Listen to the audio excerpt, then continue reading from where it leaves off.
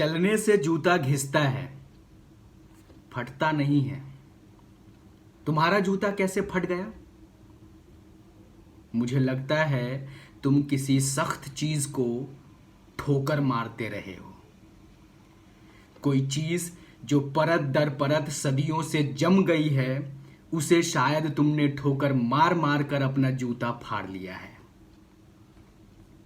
कोई टिला जो रास्ते पे खड़ा हो गया था, उस पर तुमने अपना जूता आजमाया है। अरे तुम उससे बचकर उसके बगल से भी तो निकल सकते थे। टिलों से समझौता भी तो हो जाता है। सभी नदियां पहाड़ थोड़े ही फोड़ती है, कोई रास्ता बदलकर घूम कर भी तो चली जाती है। तुम समझौता नहीं कर सके।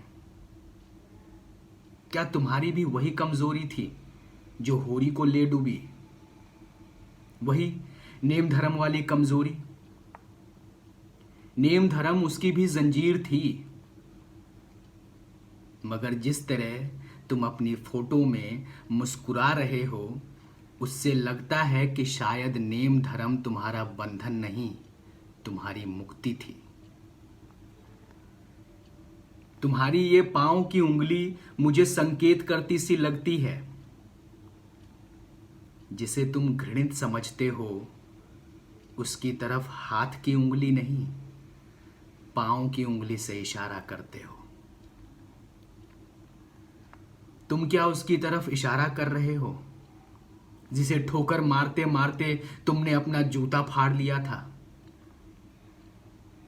मैं समझता हूं, तुम्हारी उंगली का इशारा भी समझता हूं, और ये व्यंग्य भरी मुस्कान भी समझता हूं।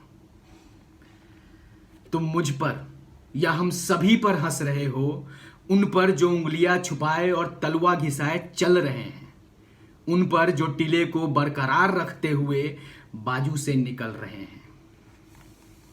तुम कह रहे हो, मैंने तो ठोकर मार मार कर जूता फाड़ लिया, उंगली बाहर निकल आई पर पांव बचा रहा और मैं चलता रहा।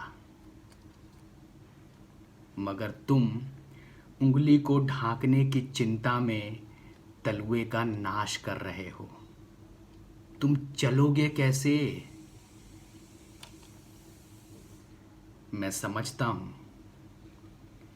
तुम्हारे फटे जूते की बात भी समझता हूं, उंगली का इशारा भी समझता हूं, और तुम्हारी ये व्यंग्य भरी मुस्कान भी समझता हूं।